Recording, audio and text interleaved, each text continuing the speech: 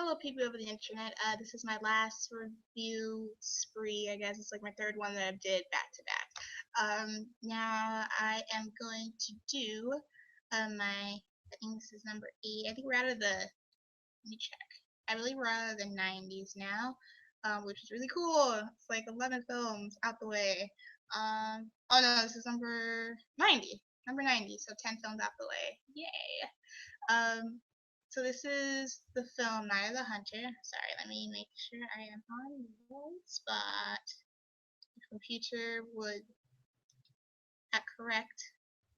Sorry, freaking ads. Okay. 1955 film Night of the Hunter. I'm not sure if it was remade or not. I know it's based off a book. And it's Robert Mitchum's, I guess, best known performance.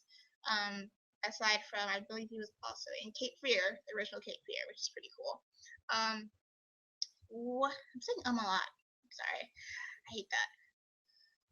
Breathe. Okay, the plot. It's about who, this man who performs a heist and kills people. And when the cops are on his tail, he runs home and he goes to his children that are playing outside. They're like, "Hold this money. Don't tell anyone where it is. Keep it in your sister's doll." And they're like, "Yes, Dad." And right in front of them, their dad gets arrested and he goes to jail. And he meets this guy, played by Robert Mitchum, and he tells Robert his story.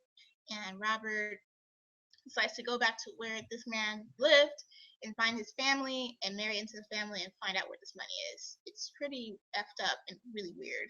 And his character, Robert Mitchum's character, is supposed to be like a priest guy, which is really odd. He's like, was he religious? And the whole movie, I'm like, no one doesn't think like, where's your church? Why are you here? Like, it's really odd.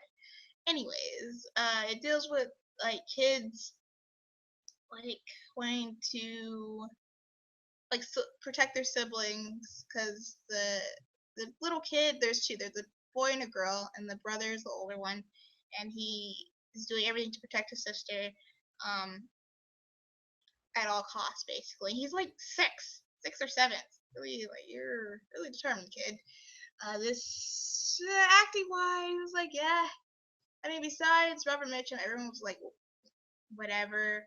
Even the kid was really awkward at parts. It was mostly the editing that was bugging me a lot. Like, stuff that they cut to were odd. Like, if there was a wide shot of something and the kid was like looking, they would cut to the kid and he'd do this weird like turn. Like, it was like, why did they cut it to when he was doing that weird turn? It made no sense at all.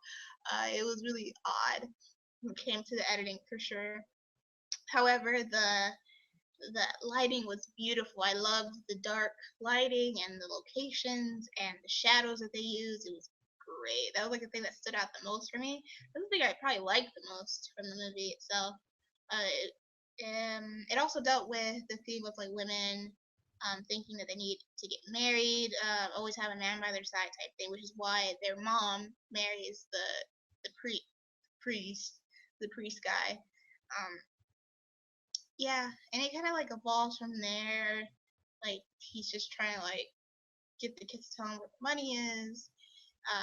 For it being scary, the scene that they showed in the countdown was it was near the middle ish. It's after he married into the family and they're in the basement and the guy's trying to get the kids to tell him where the money is, and the daughter finally cracks, which is like so sad because at first like she like loved the guy. She's like, oh, he's like my new dad and stuff, and the brother's like, no, he's not.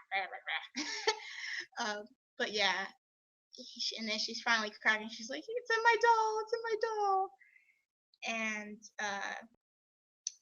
the guy pulls a knife on her brother, and then the brother like knocks the shelf down. They run up the stairs, and the guy's chasing after him.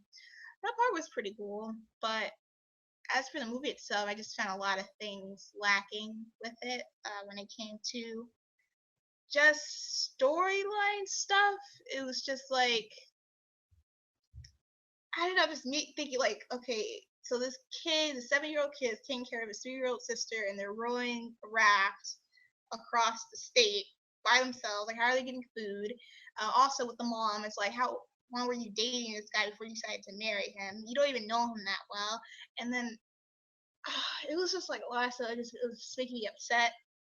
And I know it's weird. It's like some stuff you have to like forgive in a movie. It's like, okay, not everything's gonna make sense, but at the same time, it's like when it's that many stuff piled up, you just get frustrated. I did find the pacing a little bit slow-ish for my taste. It wasn't super intense of a film. It was just mostly the priest's performance that made the movie worthwhile. He was really creepy, and yeah, really creepy. And everyone loved him in town because he was a priest, of course, and he seemed lovable and everything. But yeah, that's mostly my negatives. I basically like bumped that up altogether. A combination of the acting and the plot stuff, and oh, by the way, have you guys ever watched The Bad Seed from like a long time ago? The lady who played I guess the landlord, Monica, whoever played Monica in The Bad Seed, she is in this movie, which is pretty cool. I was like, oh, it's Monica. That's cool.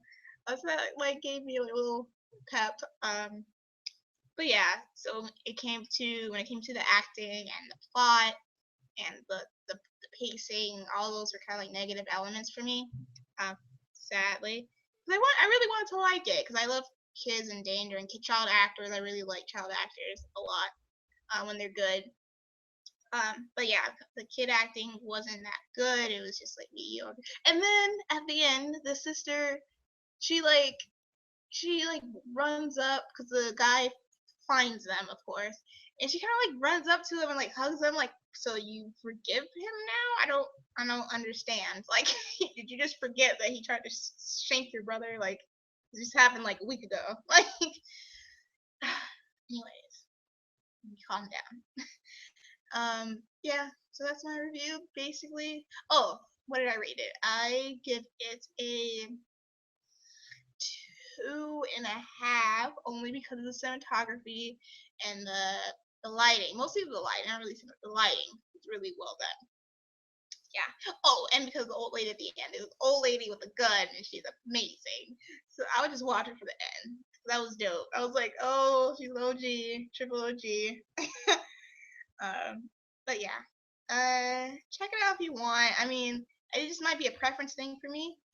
Like I know people that like really like that movie, and I'm just like, it's not for me. So I would watch it on your own just to see. But that goes with anything that I'm reviewing. Don't take my word for it. Check it out if the plot interests you at all. So yeah. And by the way, I haven't mentioned this in my other two videos, but I also have a written blog that not only deals with horror stuff. it deals with like dramas, mostly independent movies, but I recommend you guys check it out if you want to look at it, and yeah, tell me what you think about it. So yeah, I'm gonna head out. I have work in like half an hour. Yeah, like half an hour. So yeah, I'm gonna go. Thank you for watching this video. I really appreciate it. See you guys soon. Yeah, see ya.